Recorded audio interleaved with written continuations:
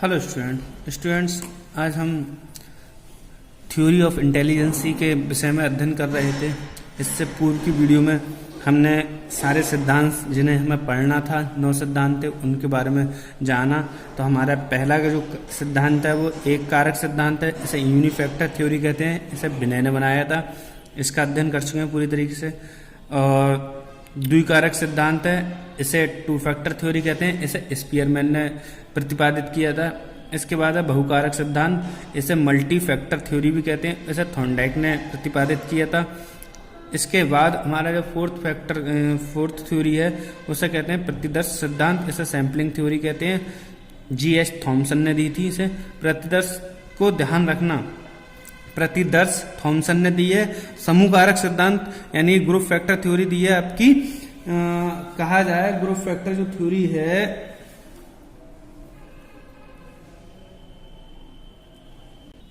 Group factor जो theory है वो थ्रस्टन ने दी है।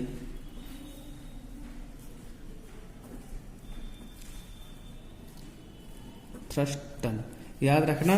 प्रतिदर्श थॉमसन यानी कि याद रख, इस चीज को दर्शन करते हैं सूर्य देवता के, तो सन से जोड़ देना। थॉमसन और समूह, यहाँ पे बहुत सारे लोग हैं। समूह हमेशा प्यासा रहता है, थ्रस्ट, इस तरीके से। वर्नर एवं वर्ट की जो है पदानुक्रमित थ्योरी है। वर्नर एवं वर्ट, तरल व ठोस बुद्धि सिद्धांत कैटल ने दिया है। और उसके बाद जो पियाजे का बुद्धि सिद्धांत है उसे संज्ञानात्मक विकास सिद्धांत कहते हैं। ये थर्ड पेपर में भी है आपका। उसके बाद है त्रियाम सिद्धांत यानी 3 डायमेंशन थ्योरी, ये गिलफोर्ड ने दी है। तो आज हमने फर्स्ट वीडियो में 1, 2, 3, 4 सिद्धांत इन्हें कवर कर लिया था। आज हम 5वां और 6वां सिद्धांत कवर करेंगे। इसमें आपको 5वां देखेंगे समूह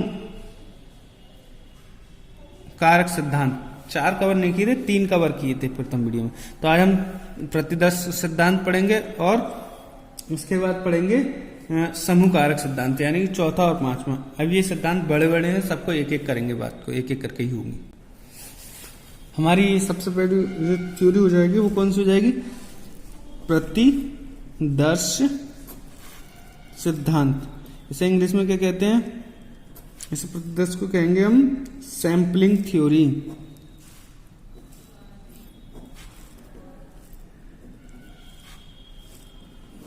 प्रतिदर्श जो सिद्धांत था उसमें किसने प्रतिपादित किया है?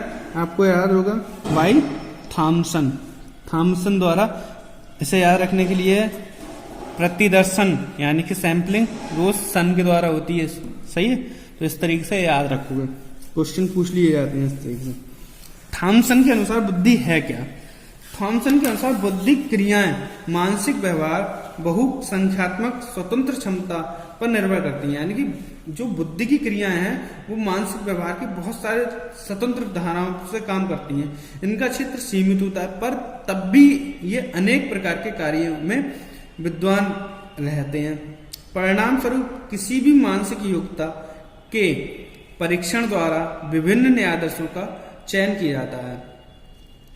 जैसे आप लोग समझ रहे हैं, जैसे कोई भी मानसिक योग्यता है हमारी, कोई भी मानसिक योग्यता चेक करनी है, मानसिक योग्यता यानी मेंटल एबिलिटी चेक करनी है, तो उसकी चेक करने के लिए हम क्या करते हैं? बहुत सारे टेस्ट लेते हैं। जैसे हमने आप लोग मानसिक योग्यता चेक करते हैं बच्चों की, तो कहते हैं गणित में आप क्या जानते हो, कितने तक पहाड़े याद है? छोटा बच्चा होता है तो कहते हैं गणित में कितने तक पहाड़े याद है, और A to Z आती है, 5 फलों के नाम आते हैं, 5 जानवरों के नाम आते हैं। इस तरीके से मेंटल योग्यता कई सारे सैंपल ले रहे हैं। गणित के भी सैंपल ले रहे हैं हम, हिंदी के भी सैंपल ले रहे हैं, अंग्रेजी के भी सैंपल ले रहे हैं, और GK GS के भी सैंपल हम ले लेते हैं। तो इस तरीके से हम बहुत सारे चीजों का चयन कर लेते हैं।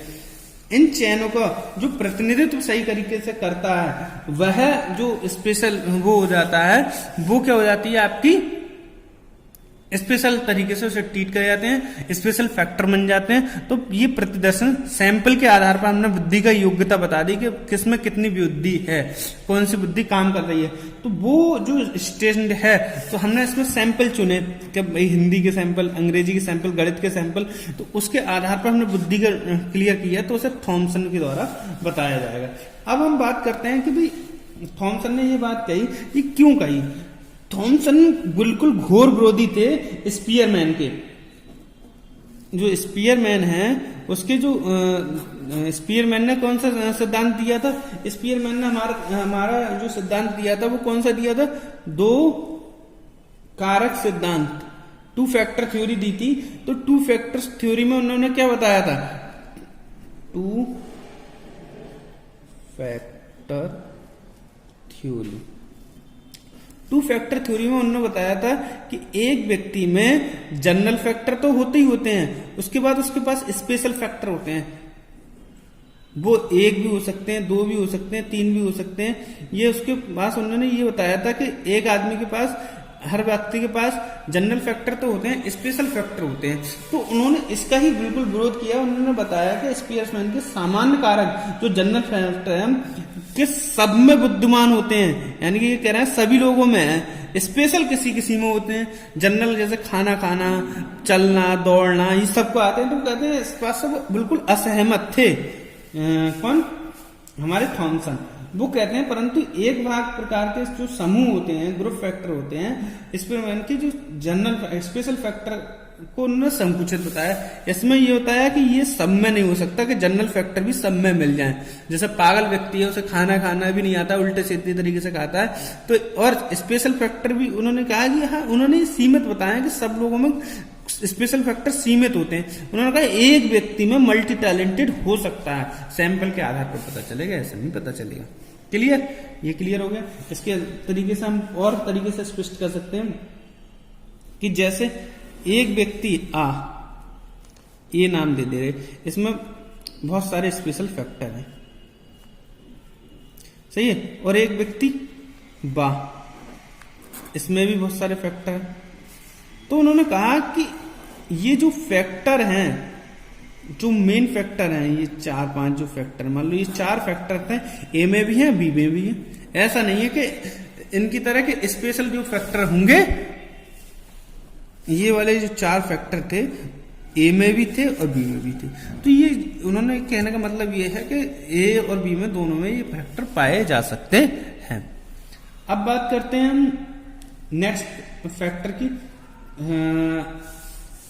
जो हमारा ये 5वां पॉइंट, चौथा थ्योरी थी, चौथी थ्योरी हो गई।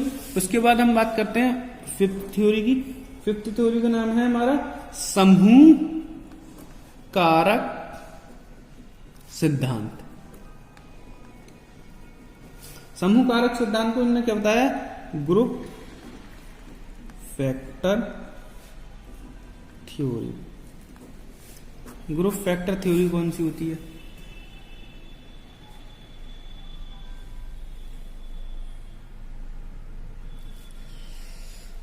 उन्होंने ये बताया कि थर्स्टन जो थे, इनका प्रतिपादन किसने किया था?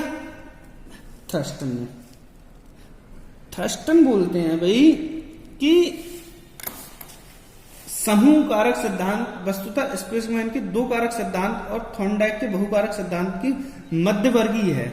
यानी कि जो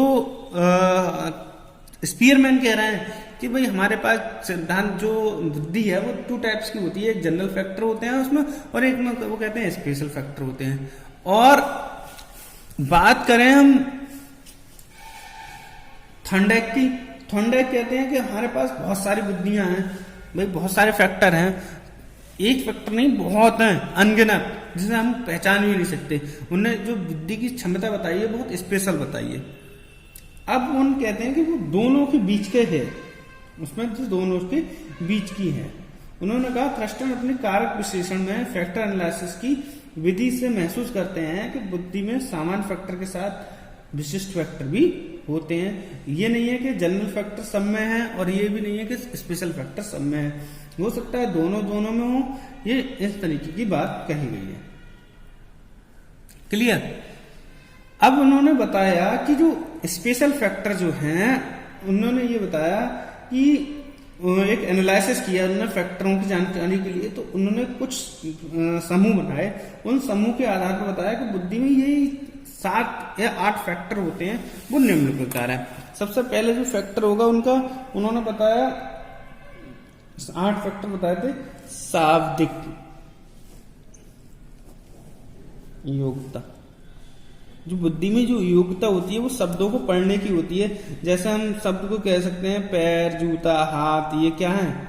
शब्द हैं। कुछ भी हो सकता है, उंगली, वर्बल एक्टिविटीज हो गई हमारी, तो इसे हम कह सकते हैं वर्बल एबिलिटी। इसके बाद हमारी हो जाएगी शब्द प्रवाह। हमारे पास शब्द तो बहुत हो गए, मतलब कोई भी चीज है, हमने जूता वगैरह बताया, जूता मैं पैर में पहन रहा हूं, तो ये क्या हो गया? शब्द का प्रभाव हो गया। ठीक, ऐसे हम कहेंगे वर्ड फ्लुएंसी। इसके बाद आ जाएगा हमारा थर्ड आंकिक। आंकिक नाम से स्पष्ट है, अंकों की योग्यता। जैसे 1, 2, 3, 4, 5, 6, ये क्या नंबर एबिलिटी होती है हमारी। क्या हो जाती है हमारी? नंबरिकल या एबिलिटी। उसके बाद आ जाएगा हमारा फोर्थ बेसिक योग्यता। बेसिक योग्यता में हमारे पास आ जाएगी एबिलिटी। इस पे एबिलिटी होती क्या है? बेसिक जो एबिलिटी है, इसकी बात करें, इसके हाथ में हम जोड़ने का प्रयास करते हैं। इसमें हाथ के चित्र दिखाया जा सकता है। प्रयोग बताता है कि कौन सा चित्र सीधे हाथ का है और कौन सा चित्र बाएं हाथ का है, यानी कि देखने की जो स्पेशल एबिलिटी है वो से देखने की बात करना है। फिफ्थ हो जाएगा हमारा मेमोरी, स्मृति। किस व्यक्ति को कितनी बातें याद रहती हैं? Memory ability. मान लो आज हमने ये आपको बताए थे प्रतिदेश सिद्धांत और समूहकारक सिद्धांत, अब आपको कितना याद रह जाता है? ये आपकी मेंटल एबिलिटी में ही आ जाता है। उसके बाद आ जाती है हमारी 6 प्रतिबोधक गति। प्रतिबोधक गति मतलब अपने आप से रिकॉल किस तरीके से करा सकते हैं। जैसा मैंने आज आपको पढ़ा दिया, ये पढ़ाने के बाद आपको किस तरीके से याद कर पाओगे, इसे कितनी जल्दी याद कर लोगे, ये आपकी अभी आप पढ़ रहे होगे तो आपको समझ में आ रहा होगा, हाँ मुझे आता है। नंबर 7 आ जाता है हमारा तार्किक योग्यता, यानी कि हम रीजनिंग किस तरीके से कर सकते हैं, तर्क कितने तरीके से लगा सकते हैं किसी कार्य को करने के लिए।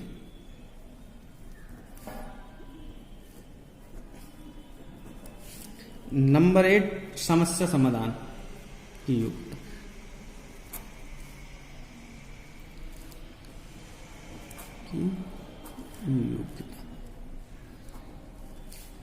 Ability to solve problem. ठीक, एबिलिटी को मतलब समस्या को हल करने की प्रॉब्लम। ठीक, यही हमारी वो है। Thank you very much.